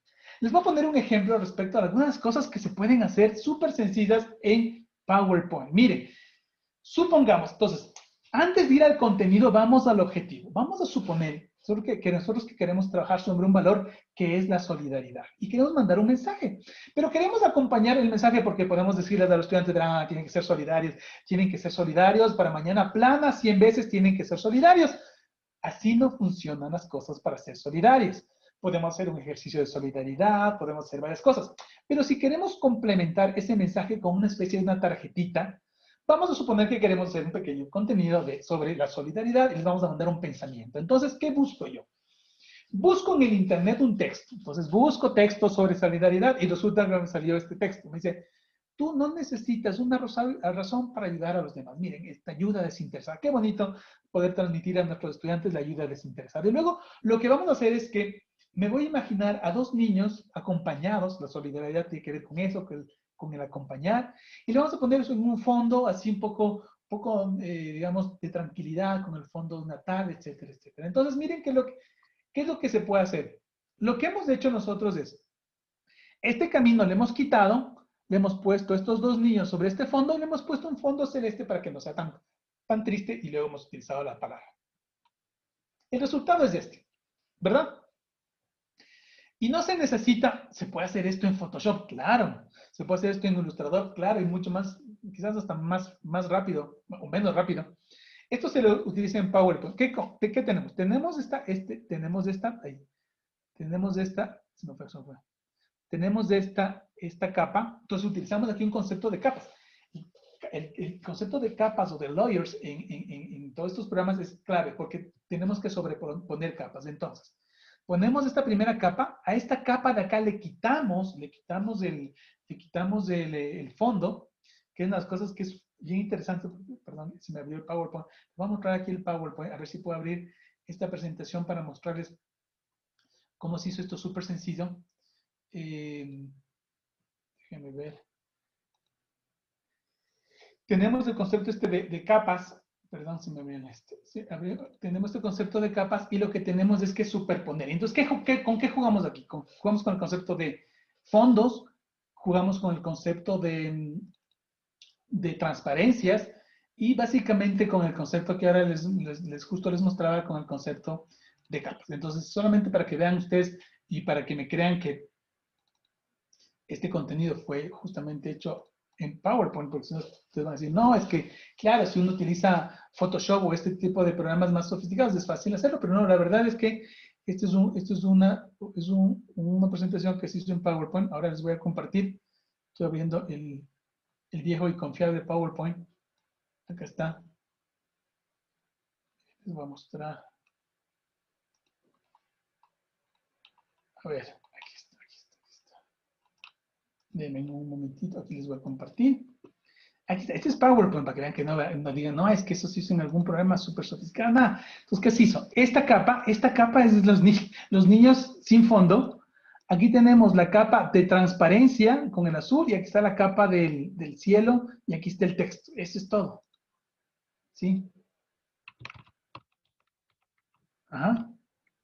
Entonces, cuando nosotros queremos, por ejemplo, armar esto y queremos quitar el fondo, hay una opción en formato de imagen que es a veces poco conocido, pero que es bien interesante y es el quitar fondo. Entonces, miren, estando aquí, todo lo que esté en morado se va a quitar. Entonces, el trabajito que tenemos que hacer es solamente bordear lo que queremos nosotros que se mantenga. ¿Sí? Miren qué maravilla este. Y lo que no queremos que se mantenga, le quitamos. Entonces, vamos pintando aquí esto. Entonces, por ahí se nos pasó esto es un poquito de, ¿cómo es? de trabajo, pero nada del otro mundo. O sea, no es que queramos, miren, ya está, falta un poquito, pero está en principio, el concepto está ahí, ¿cierto? Podemos ponerle más trabajito y están los mismos niños con el objeto este. Y luego a esta capa le ponemos transparencia y podemos lograr esta tarjeta acá que habíamos utilizado. Entonces, ¿qué les quiero decir con esto? Es que cosas fundamentales. Primero, estar en modo creativo y segundo aspecto, conocer con más profundidad programas que aparentemente son tan básicos como el PowerPoint para hacer cosas un poquito más avanzadas. Sigamos rápido porque ya vamos acabando. Nosotros somos súper puntuales para empezar y también somos súper puntuales para terminar.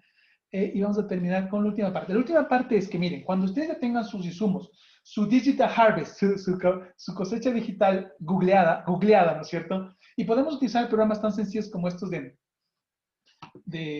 Canvas, de Spark, de cualquiera de estos, ustedes puedan integrar. Para integrar, ustedes tienen que tener, esto es como una película, tanto en pero tiene que ver con contar historia. ¿Por qué es importante esta planificación? Porque yo creo que cada clase se trata de contar una historia, ¿no es cierto? De que ustedes sean capaces de transmitir algo con los que los estudiantes se queden. Y todas las historias tienen como una moraleja, tienen como una conclusión. Yo creo que tienen que hacer ese esfuerzo de eso, de contar una pequeña película en cada clase, que es la forma en la que un estudiante puede sentirse atraído. Y puede ser, uno dice, pero es que lo que yo enseño no es tan espectacular. Yo enseño, no sé, fracciones. ¿Qué de espectacular puede tener las fracciones? Bueno, yo creo que ahí tenemos una deuda, más que una deuda, una tarea pendiente que hacer todos los profesores, y es empezar a enamorarnos más del contenido que damos. Y como ustedes saben, nosotros trabajamos ya mucho tiempo en el tema de matemáticas, y la verdad es que nos dedicamos al tema de matemáticas, porque dijimos, hay que bailar con la más fea, ¿cierto? Si queremos solucionar el problema de educación, hay que trabajar mucho en matemáticas, porque las matemáticas es la materia que todos odian y la es más difícil, supuestamente. Entonces, por ejemplo, hacer atractivas a las fracciones, hacer atractivas a cosas que parecerían nada significativas es un reto mayor, pero justamente creo que ahí está el desafío. Entonces, ¿cómo les contamos, por ejemplo, el hecho de que la división es tan importante, que las fracciones son un aspecto clave de las relaciones humanas y que la división es la primera operación que el ser humano comprende, incluso antes que la suma y la resta? Y que la división tiene que ver con un valor fundamental que es el de la generosidad. El hombre divide algo no para dividirse, sino para compartir. Divide un pan para compartir, divide algo para compartir. Entonces, el ser humano, insisto, antes de entender la adición, que podría parecer que es la más básica, neuronalmente el cerebro está condicionado para entender el concepto de división. Quizás contando este tipo de cosas, antes de entrar de lleno a las fracciones y explicarles el mínimo como un múltiplo, a lo mejor este tipo de cosas como que pueden ser más útiles. Bien, entonces, tenemos que hacer esto es lo que se llama un storyboard. Entonces, creamos, miren, vamos a hablar el día de hoy sobre este tema y específicamente esta diapositiva va a tener esta planificación. He hecho aquí un ejercicio así como muy simple, solamente para que ustedes capten la idea. Y este storyboard tiene que ver con tener un título de la plantilla. Si se fijan, esta plantilla es súper simple, es blanca. Muchas veces lo más sencillo es lo que más permite mejor comprensión. Luego está aquí, dice, las partes de la célula. Yo voy a poner un pequeño video o una animación o una infografía y voy rápidamente a poner las partes de la célula. Entonces, esto es lo que yo me imaginaba y después de buscar en internet puede quedar algo así, ¿cierto? Donde le puedo poner un título. He utilizado dos tipos de letras, no tiene que ser algo súper llamativo, y he incluido un pequeño video sobre la célula. Eso puede ser suficiente material para que los estudiantes ahora sí entiendan qué es la célula. Creo que también está bueno que nosotros podamos de vez en cuando analogizar los contenidos y atrevernos a utilizar una cámara. Yo estoy utilizando aquí una cámara, es más, de baja resolución porque no tenía otra más, para explicarles, ¿no es cierto? No todo tiene que ser, tan digitalizado. Entonces, por ejemplo, podemos trabajar, por ejemplo, en el tema de la célula, y estamos hablando de la célula. Yo me acuerdo que tenía unos profesores de ciencias naturales que eran unos verdaderos artistas que justamente dibujaban la célula, ¿no es cierto? Entonces está el núcleo, la membrana nuclear, y las mitocondrias, y los no sé cuántos, y no sé, había un montón de cosas raras ahí en las células, pero bueno. y hacerlo en vivo y en directo tampoco está mal. Yo creo que también tenemos que arriesgarnos a eso y decirles, miren, aquí está el ácido desóxido ribonucleico, que es el ADN, que es muy importante y no sé cuántas cosas más. Y podemos también, y podemos darnos el gusto de dibujar cosas, ¿no? Y aquí, entonces, aquí está la vida. Y miren, es que aquí está, uy, es sin interrogación, se le al revés, pero bueno.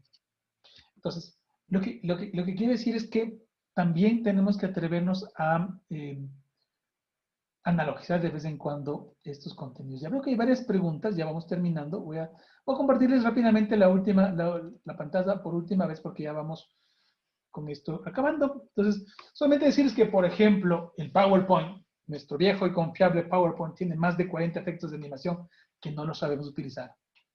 Que tenemos más de, y además es animación de entrada, de salida y de resalte, y tenemos más de 40 efectos de transición entre diapositiva y diapositiva. No hay que confundir, animación es el efecto que damos a cada elemento de la diapositiva y transición es el efecto que damos entre diapositivas. ¿Sí? Nada más. Solamente eso. Y para concluir, ya les había hablado, aquí no me voy a demorar nada porque ya había hablado de las herramientas de la nube. La primera que les aconsejo es a toda costa el Canva. Está fabuloso el Canva. Si son de un colegio, inscríbanse, sáquenle provecho al Canva. Yo aquí ingresé a la página. Esta es la versión full, completa de Canva educativo. Y el Canva educativo me encanta, mira, aquí está contenido educativo. Me encanta porque, mire, bueno, aquí tengo unos diseños, aquí tengo las plantillas, presentación. Porque cuando uno tiene Canva educativo, además de eso, quieren cosas educativas, ¿no? Tengo presentaciones educativas, dice, si usted tiene Google Classroom, le vamos sugerencias de encabezados en Google Classroom, infografías de educación, tengo planes de clases y hechitos horarios de clases, hojas de trabajos para matemáticas, miren qué maravilla, pósters para escuela, etcétera, etcétera. Entonces, Canva está muy bueno. Les sugiero empezar a introducir. Antes de que paguen cualquiera de estos productos, denle 3 vueltas al producto, saquen el máximo provecho. También está Spark, la versión gráfica Spark es muy parecida a Canva, solo que es la versión pagada. Está muy bueno porque si es que hacemos cositas más sofisticadas, más profesionales, podemos integrar con Photoshop, con Illustrator, con Premiere. También está Geniali, que también es genial, porque ya no habla tanto de los efectos, sino de las presentaciones, de learning experience, de imágenes interactivas, de evaluaciones, etcétera, etcétera. Está muy bueno. Utilicen la versión básica y cuando ya sientan que les queda corta, pueden ir pensando en tener la versión más avanzada. ¿Qué hemos aprendido el día de hoy? Ya vamos, nos pasamos 3 minutitos, les pido 1000 disculpas. Creo que hemos querido compartir con ustedes algunos fundamentos del diseño. Creo y he querido insistir en algunas habilidades que son fundamentales para la edición de contenido digital, más que la edición, la selección, la búsqueda y algunas cosas. Y luego identificar brevemente, rápidamente algunas herramientas digitales.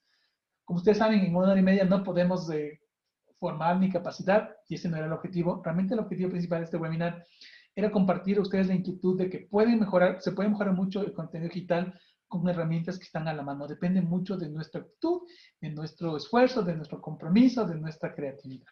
Vamos a ver, tenemos 11 preguntas y voy a contestar a todas porque ya dije yo que sí iba a contestar todas las preguntas. Perfecto. Bueno, ese se ve muy bien. ¿Qué tipo de cámara estás usando? La cámara que utilizo es una cámara web normal. La cámara que estoy utilizando acá también es una cámara web, más bien de baja resolución. Si ustedes no tienen cámaras y tienen un celular viejo, utilicen el celular como webcam. Hay un software que me gusta mucho que se llama DroidCam, que es para transformar el teléfono celular a cámara web. Yo sé que no estamos en época de compremos una cámara, compremos 2 cámaras, no. Si tiene por ahí un teléfono celular, o el suyo mismo, que no lo utilicen en clases, bájese un programa que se llama DroidCam, le ponen en el celular, le ponen en su computadora y se aparejan y funciona además muy bien porque los celulares tienen muy buena resolución hoy en día. ¿Quién más? Se ve muy bien. Carlos de Colegio Surco, perfecto. Canva y Genial se vinculan en Classroom. No lo sé si en Genial, no estoy seguro. Estoy seguro que Canva, que lo estamos utilizando más, se vincula perfecto con varios, ¿cómo se llama? LMS y importarse. Funciona muy bien con Google Classroom, funciona muy bien con, déjenme ver, justamente le tengo abierto acá. Tiene muy buena interacción. Yo creo que esto va a ir mejorando. Bueno, ya le he cerrado al este. Han no tenido tantas. Escribí antes de que comparta los gráficos. Gracias. Verónica decía, y le escribí antes de comparta. ¿Cómo indicó la pizarra en dónde escribía con su marcador? ¿Cómo lo hace? Muy bien. La verdad es que es una cámara. Nos pregunta, no sé quién nos pregunta, pero es alguien del Gonzaga. Dice, ¿cómo hace para que se muestre la pantalla? Básicamente es una cámara web que está apuntando a una hoja en blanco. Nada más, por eso pueden ver mis manos y todo, pero claro, y en este caso el Zoom permite varias entradas de video. Uno puede tener la cámara web de la computadora, la cámara web esta. Si no tienen dos cámaras web, como les digo, utilicen el Droidcam, que pues es una buena opción. Así que así, se ve muy bien. ¿Qué tal recomendables del Prezi? Nos pregunta Carla. Yo no manejo mucho el Prezi. Tengo un problema y es que el Prezi, para mi gusto, se mueve mucho. Y a veces me quedo impresionado del Prezi y no del contenido. Y tiene otro problema el Prezi desde mi punto de vista, y es la migración, es decir, que ¿dónde están los datos realmente? En ese sentido, por ejemplo, cuando tenemos PowerPoint, podemos bajarlo, podemos poner en PDF, podemos compartirlo.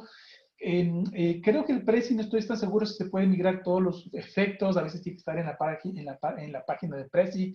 Se puede descargar, pero son súper pesados los archivos de Prezi, así que no soy muy fan de Prezi. He visto cosas muy interesantes en Prezi, pero yo digo, siempre y cuando la herramienta no eclipse al contenido, es buena herramienta.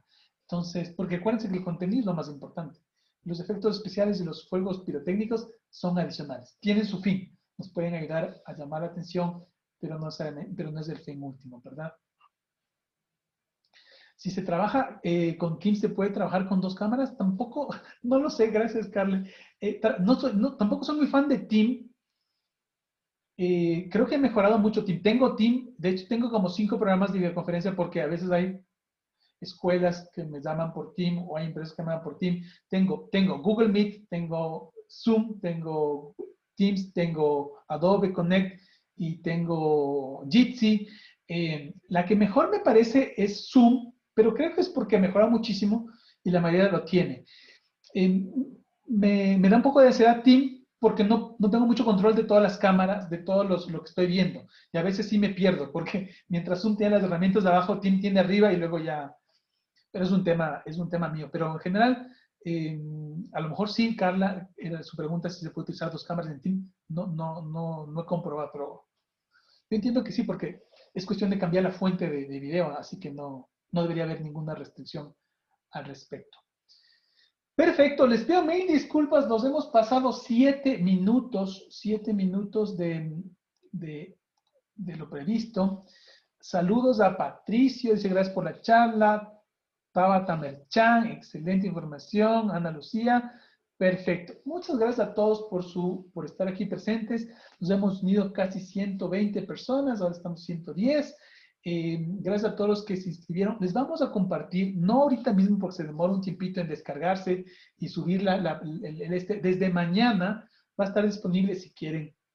No creo que quieran repetirse, pero bueno, les vamos a compartir la grabación, les vamos a compartir la presentación en caso que les pueda ser útil.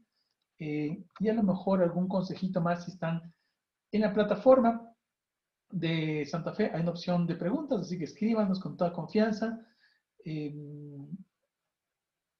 Creo que no les compartí esta. Acá está. Aquí está mi correo electrónico. Si tienen alguna duda, hugo.carrion@santafe.edu.c. Si me dicen, Hugo, no pude encontrar la presentación, ¿cómo era esto del Google? Con gusto, así que nos gusta ser agradecidos con la vida. Y la mejor forma de ser agradecidos con la vida es ser generoso con los demás. Así que muchas gracias por su participación. Buenas noches con todos.